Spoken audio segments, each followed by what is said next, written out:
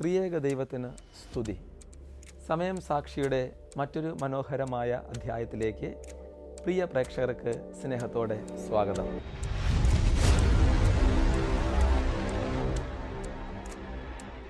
കാലം ഒരു നദി പോലെ ഒഴുകി നീങ്ങുമ്പോൾ ചില ഓർമ്മകളും ചില കഥാപാത്രങ്ങളും അതിൻ്റെ ഓളങ്ങളിൽ മായാതെ നിൽക്കും. ചിലപ്പോൾ അവ മിത്തുകളായി, ചിലപ്പോൾ ഐതിഹ്യങ്ങളായി, അല്ലെങ്കിൽ നമ്മുടെ സംസ്കാരത്തിൻ്റെ ഒരു ഭാഗമായി തലമുറകളിലൂടെ കൈമാറ്റം ചെയ്യപ്പെടുന്ന മധുരമായ ഓർമ്മകൾ. ഇന്ന് നമ്മൾ അത്തരമൊരു മാന്ത്രിക ലോകത്തിലേക്കാണ് യാത്ര ചെയ്യുന്നത്. ലോകമെമ്പാടുമുള്ള കുഞ്ഞു മനസ്സുകളിൽ സന്തോഷം നിറയ്ക്കുന്ന, മുതിർന്നവരിൽ പോലും ബാല്യകാലത്തിൻ്റെ നിഷ്കളങ്കത ഉണർത്തുന്ന ഒരു ചിരിക്കുന്ന മുഖം നിങ്ങളുടെ മനസ്സിലുണ്ടോ? അത് പുഞ്ചിരിക്കുന്ന കണ്ണുകളും തുടുത്ത കവിളുകളും ഒരു വലിയ വെള്ളത്താടിയുമുള്ള ആ രൂപം, ചുവന്ന കുപ്പായമിട്ട് സമ്മാനപ്പൊതികളുമായി മഞ്ഞിലൂടെ പറക്കുന്ന മാൻവിയൻ ക്രിസ്മസ് രാവിൽ എത്തുന്ന ആ അത്ഭുത മനുഷ്യൻ. അതെ, നമ്മളിന്ന് ആഴത്തിൽ ചർച്ച ചെയ്യുന്നത് സാന്റാക്ലോസിനെ കുറിച്ചാണ്.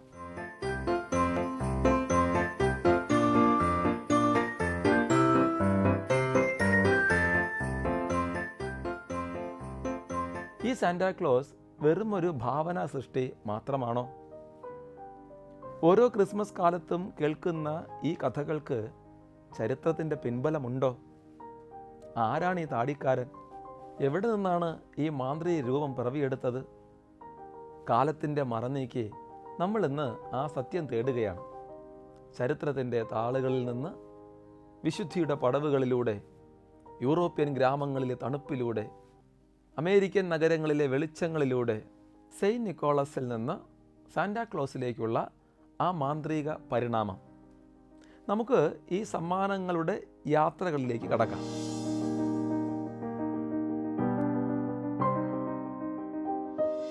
സാന്റാക്ലോസിൻ്റെ യഥാർത്ഥ പ്രചോദനം 4-ാം നൂറ്റാണ്ടിൽ, കൃത്യമായി പറഞ്ഞാൽ ക്രിസ്തു വർഷം 270 ഇന്നത്തെ തുർക്കിയിൽ ഉൾപ്പെടുന്ന ഏഷ്യ മൈനറിലെ പടാര എന്ന പുരാതന തുറമുഖ നഗരത്തിൽ ജനിച്ച ഒരു വിശുദ്ധനാണ് സെയിൻറ്റ് നിക്കോളസ് ഓഫ് മൈറ. ഇന്നത്തെ തുർക്കിയിലെ ഡെമ്രെ എന്ന സ്ഥലത്താണ് അദ്ദേഹം പിന്നീട് ബിഷപ്പായിരുന്നത്.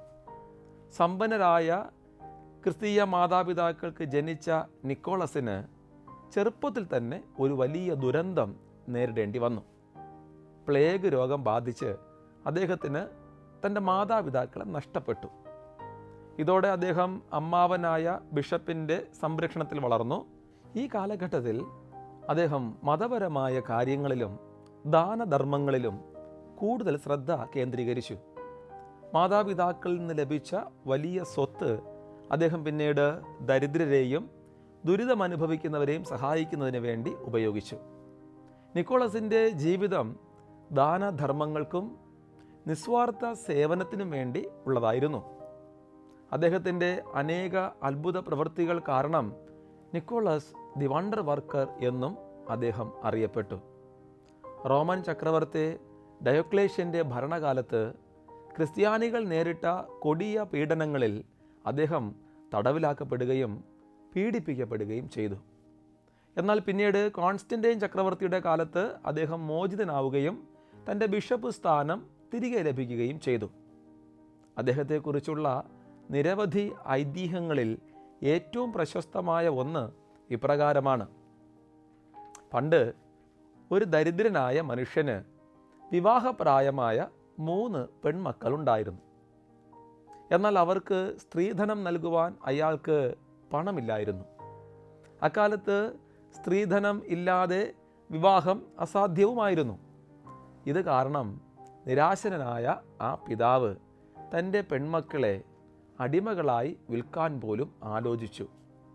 ഇതറിഞ്ഞ സെയിൻറ്റ് നിക്കോളസ് ആരും കാണാതെ രാത്രിയിൽ 3 സ്വർണ്ണ സഞ്ചി ജനലിലൂടെ ആ വീട്ടിലേക്ക് എറിഞ്ഞുകൊടുത്തു. ഇത് ആ പെൺകുട്ടികളെ വിവാഹം കഴിക്കുവാനും നല്ല ജീവിതം നയിക്കുവാനും സഹായിക്കുകയും ചെയ്തു. ചില കഥകളിൽ ഈ സ്വർണ്ണ സഞ്ചികൾ ജനാലകളിൽ ഉണക്കാനിട്ടിരുന്ന സോക്സുകളിലോ ഷൂസുകളിലോ വീണും എന്നും പറയുന്നുണ്ട്. ഇതാണ് പിന്നീട് ക്രിസ്മസ് കാലത്ത് സോക്സുകളിൽ സമ്മാനങ്ങളിടുന്ന പതിവിൻ്റെ ആരംഭം എന്ന് വിശ്വസിക്കപ്പെടുന്നു. സെയിൻറ്റ് നിക്കോളാസ് നാവികരുടെയും കുട്ടികളുടെയും വ്യാപാരികളുടെയും പണമിടപാടുകാരുടെയും സംരക്ഷകനായി അറിയപ്പെട്ടു.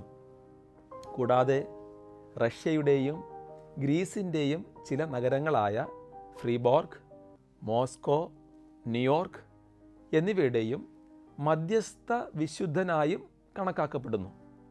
കൊടുങ്കാറ്റിൽ അകപ്പെട്ട നാവികരെ രക്ഷിച്ചതായും നിരപരാധികളായ സൈനികരെ വധശിക്ഷയിൽ നിന്ന് രക്ഷിച്ചതായും ഐതിഹ്യങ്ങളുണ്ട്.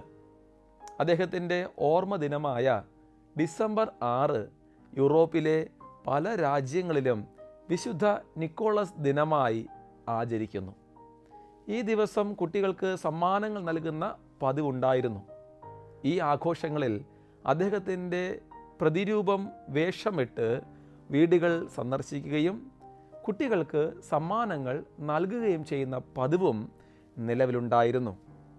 1087 ഇറ്റാലിയൻ വ്യാപാരികൾ അദ്ദേഹത്തിൻ്റെ ഭൗതിക അവശിഷ്ടങ്ങൾ മൈറായിൽ നിന്ന് ഇറ്റലിയിലെ ബാരിയിലേക്ക് മാറ്റിയത് അദ്ദേഹത്തിൻ്റെ പ്രാധാന്യം വർദ്ധിപ്പിച്ചു.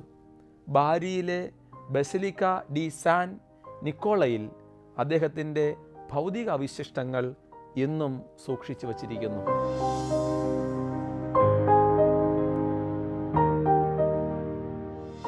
സെയിൻറ്റ് നിക്കോളാസിൻ്റെ കഥയും അദ്ദേഹത്തിൻ്റെ ദാനധർമ്മങ്ങളുടെ പാരമ്പര്യവും പതിയെ യൂറോപ്പിലുടനീളം വ്യാപിച്ചു.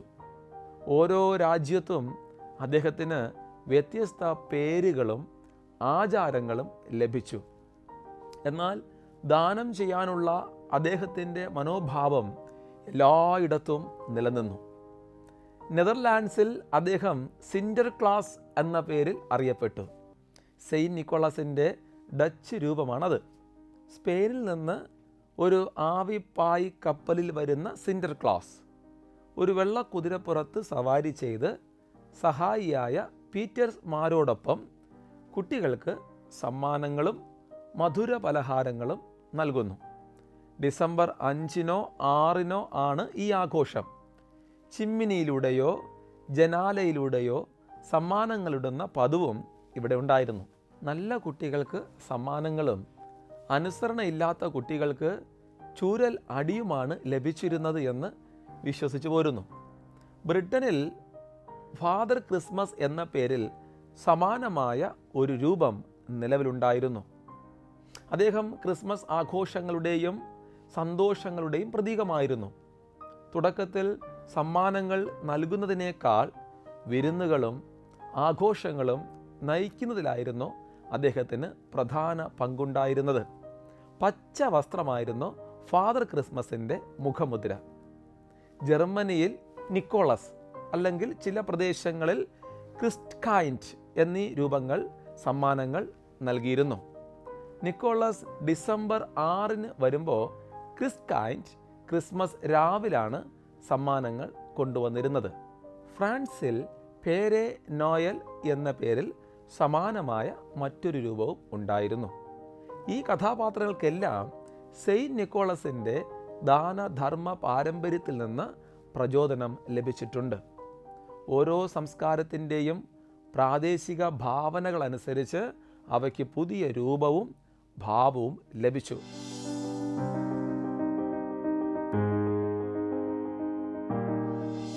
അമേരിക്കൻ മണ്ണിലേക്ക് പോയാൽ സാന്റാക്ലോസിൻ്റെ ജനനം 17-ാം നൂറ്റാണ്ടിൽ ഡച്ച് കുടിയേറ്റക്കാർ സിൻഡർക്ലോസിൻ്റെ ആചാരങ്ങൾ അമേരിക്കയിലേക്ക്, പ്രത്യേകിച്ച് ന്യൂ ആംസ്റ്റർഡാം എന്നറിയപ്പെട്ടിരുന്ന ഇന്നത്തെ ന്യൂയോർക്കിലേക്ക് കൊണ്ടുവന്നു. ഇംഗ്ലീഷ് സംസാരിക്കുന്നവർക്ക് സിൻഡർക്ലോസ് എന്ന പേര് ഉച്ചരിക്കാൻ വല്ലാതെ ബുദ്ധിമുട്ടുണ്ടായിരുന്നു. അങ്ങനെയാണ് അത് പതിയെ സാന്താക്ലോസ് എന്നായി മാറിയത്. തുടക്കത്തിൽ സാന്റാക്ലോസിന് ഇന്നത്തെ രൂപം ഉണ്ടായിരുന്നില്ല. വിവിധ ചിത്രങ്ങളിലും കഥകളിലും അദ്ദേഹത്തിന് വ്യത്യസ്ത രൂപങ്ങളാണ് ഉണ്ടായിരുന്നത്. ചിലപ്പോൾ ഉയരം കൂടിയ മെലിഞ്ഞ ഒരു രൂപം, മറ്റു ചിലപ്പോൾ മരച്ചില്ലകളാൽ അലങ്കരിച്ച വേഷം. എന്നാൽ 19-ാം നൂറ്റാണ്ടിൽ ചില നിർണായകമായ സംഭവങ്ങൾ സാന്റാക്ലോസിൻ്റെ ആധുനിക രൂപത്തിന് അടിത്തറയിട്ടു. അദ്ദേഹത്തെ ലോക പ്രശസ്തനാക്കി മാറ്റി.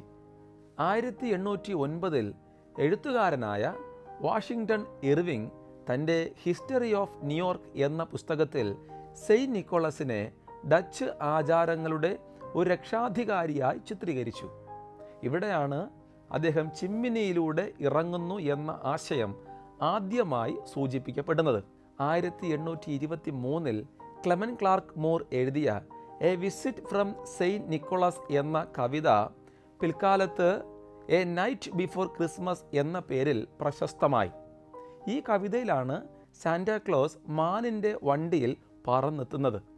ചിമ്മിനിയിലൂടെ ഇറങ്ങുന്നു, സമ്മാനങ്ങൾ നൽകുന്നു എന്നൊക്കെയുള്ള ആശയങ്ങൾ ആദ്യമായി വ്യക്തമായി ചിത്രീകരിച്ചതുൾപ്പെടെ 8 മാനുകളെയും അവരുടെ പേരുകളെയും അഥവാ ഡാഷർ, ഡാൻസർ, പ്രാൻസർ, വിക്സൺ, കൊമാറ്റ്, ക്യൂപിഡ്, ഡോർ ആൻഡ് ബ്ലിറ്റ്സൺ ഈ കവിത പരിചയപ്പെടുത്തിയവരെ ഒരു സന്തോഷവാനും തടിച്ചവനുമായ ഒരു കൊച്ചു മനുഷ്യനായിട്ടാണ് കവിതയിൽ സാന്റായെ വിശേഷിപ്പിച്ചത്.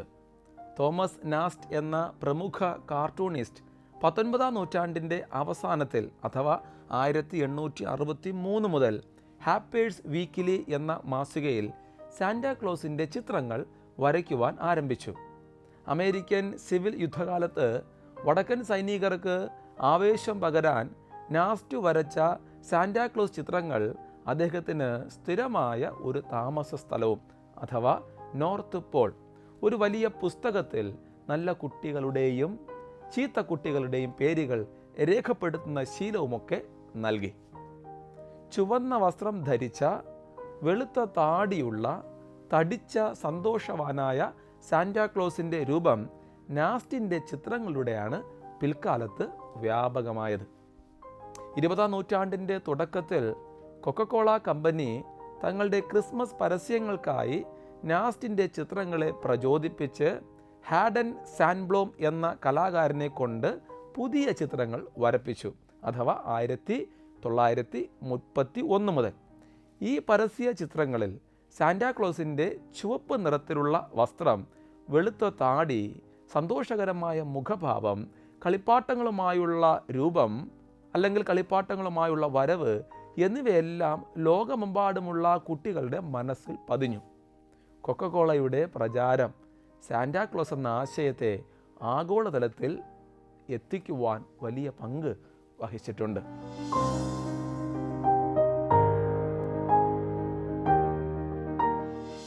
ഇങ്ങനെ സെയിൻറ്റ് നിക്കോളാസ് എന്ന വിശുദ്ധനിൽ നിന്ന് ആരംഭിച്ച് യൂറോപ്പിലൂടെ ഡച്ച് കുടിയേറ്റക്കാരിലൂടെ അമേരിക്കയിലെത്തി കവികളിലൂടെയും കാർട്ടൂണിസ്റ്റുകളിലൂടെയും പരസ്യം ചെയ്യുന്നതിലൂടെയും സാന്റാക്ലോസ് എന്ന നമ്മുടെ പ്രിയപ്പെട്ട രൂപമായി പരിണമിച്ചു. ഇന്ന് സാന്റാക്ലോസ് ഗ്രീൻലാൻഡിലോ നോർത്ത് പോളിലോ താമസിക്കുന്ന എൽബുകളുടെ സഹായത്തോടെ കളിപ്പാട്ടങ്ങളുണ്ടാക്കുന്ന ക്രിസ്മസ് രാവിൽ ഒറ്റ രാത്രി കൊണ്ട് ലോകമെമ്പാടുമുള്ള കുട്ടികൾക്ക് സമ്മാനങ്ങൾ എത്തിക്കുന്ന ഒരു മാന്ത്രിക കഥാപാത്രമാണ്. അദ്ദേഹത്തെക്കുറിച്ചുള്ള കഥകൾ തലമുറകളിൽ നിന്ന് തലമുറകളിലേക്ക് കൈമാറ്റം ചെയ്യപ്പെടുന്നു. ഓരോ ക്രിസ്മസ് രാവിലും പ്രതീക്ഷയുടെയും സന്തോഷത്തിൻ്റെയും പ്രതീകമായി സാന്റാക്ലോസ് നമ്മോടൊപ്പം നിൽക്കുന്നു. പ്രിയരെ, സമയം സാക്ഷിയാണ്. ദാനധർമ്മങ്ങളിലൂടെയും നിസ്വാർത്ഥ സ്നേഹത്തിലൂടെയും അല്ലെങ്കിൽ അതിൻ്റെ പ്രതീകമായ ഒരു വിശുദ്ധൻ്റെ ഓർമ്മയിൽ നിന്ന് ഉത്ഭവിച്ച് നൂറ്റാണ്ടുകളിലൂടെ ഒരാഗോള പ്രതിഭാസമായി മാറിയ സാന്റാക്ലോസിൻ്റെ കഥ അത്ഭുതകരമാണ്. അത് കേവലം ഒരു മിഥ്യയല്ല, മറിച്ച് മനുഷ്യൻ്റെ സ്നേഹിക്കാനുള്ള കഴിവിൻ്റെയും സന്തോഷം പങ്കിടുവാനുള്ള ഉത്തരവാദിത്വത്തിൻ്റെയും ശുഭാപ്തി വിശ്വാസത്തിൻ്റെയും ജീവിക്കുന്ന പ്രതീകമാണ്. ഓരോ ക്രിസ്മസ് രാവിലും സാന്റാക്ലോസ് കടന്നു പോകുമ്പോൾ ആ മാന്ത്രികതയുടെ പിന്നിലെ ചരിത്രവും ദാനധർമ്മങ്ങളുടെ മഹത്വവും നമുക്കോർക്കാം. കുട്ടികളിൽ നന്മയുടെയും പങ്കുവയ്ക്കലിൻ്റെയും സന്ദേശം നൽകുവാൻ ഈ കഥാപാത്രം വഹിച്ച പങ്ക് ചെറുതല്ല. സമയം സാക്ഷിയിലെ ഇന്നത്തെ അധ്യായം ഇവിടെ പൂർണ്ണമാകുന്നു. കാലിക പ്രസക്തിയുള്ള മറ്റൊരു സാക്ഷ്യപ്പെടുത്തലുമായി ഒരു പുതിയ അധ്യായവുമായി അടുത്ത ആഴ്ച വീണ്ടും കാണാം. നന്ദി.